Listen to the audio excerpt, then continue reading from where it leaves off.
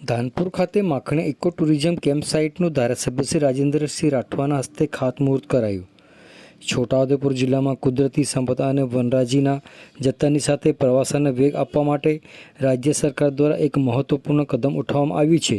Chhota Udepur one વિભાગની જેતપુર પાવી રેન્જના ધનપુર ડુંગરવાંટ વિસ્તારમાં નવનિર્માણ પામનાર માખણીયા ઇકો ટુરિઝમ કેમ્પસાઇટનું ખાતમુહૂર્ત ધારાસભ્ય શ્રી રાજેન્દ્રસિંહ રાઠવાના વરદ હસ્તે કરવામાં આવ્યું હતું। પ્રથમ તબક્કાની કામગીરી અંદાજે 1 કરોડના ખર્ચે પૂર્ણ કરવામાં આવશે। આ પ્રસંગે ધારાસભ્ય રાજેન્દ્રસિંહ રાઠવાએ જણાવ્યું હતું કે છોટાઉદેપુરનો સુખી ડેમ વિસ્તાર પ્રકૃતિના અદ્ભુત સૌંદર્યથી ભરેલો છે। માખણીયા ઇકો ટુરિઝમ કેમ્પસાઇટ બનવાથી માત્ર પ્રવાસન જ નહીં પણ આસપાસના ગ્રામીણ વિસ્તારોના યુવાનો માટે સ્વરોજગારની અનેક તકો ઊભી થશે। આ પ્રોજેક્ટથી સ્થાનિક અર્થતંત્રને ગતિ મળશે અને શહેરી વિસ્તારના લોકો પ્રકૃતિના ખોળે આરામ અને શાંતિ મેળવી શકશે। ઇકો ટુરિઝમના મહત્વ પર ભાર મૂકતા નાયબ વન સંરક્ષક રૂપક સોલંકીએ જણાવ્યું હતું કે આ પ્રોજેક્ટનો મુખ્ય ઉદ્દેશ પર્યાવરણના સંરક્ષણ સાથે લોકોને પ્રકૃતિ નજીક લાવવાનો છે। સુખી ડેમના કિનારે બનનારી આ સાઇટ પ્રકૃતિ પ્રેમીઓ માટે ઉત્તમ સ્થળ સાબિત થશે। વન વિભાગ દ્વારા અહીં એવી સુવિધાઓ ઊભી કરવામાં આવશે જે પર્યાવરણને નુકસાન પહોંચાડ્યા વગર પ્રવાસીઓને આધુનિક સુવિધાઓનો અનુભવ કરાશે।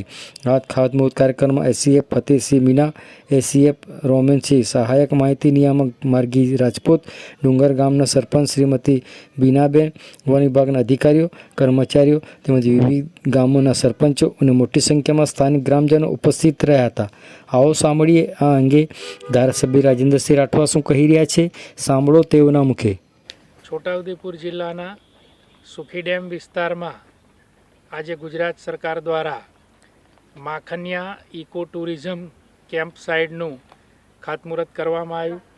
આ માટે રાજ્ય સરકારે પ્રથમ તબક્કામાં 1 કરોડની ગ્રાન્ટ આપી છે, જેનું આજે ખાતમુહૂર્ત છોટાઉદેપુર જિલ્લાના નાયબ વન સંરક્ષક શ્રી સોલંકી સાહેબ, સૌ સ્ટાફના અધિકારીશ્રીઓ અને એમાંય 2 IFS ટ્રેનિંગ ઓફિસરશ્રી પણ હાજર હતા।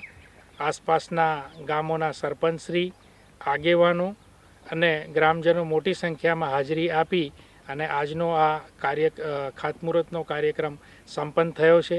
આશા રાખું કે આ જે માખણીયા ઇકો કેમ્પ સાઇટ બનવાથી આ વિસ્તારમાં રોજગારીની નવી સંભાવનાઓ આસપાસના ગામોના લોકો માટે ઊભી થશે।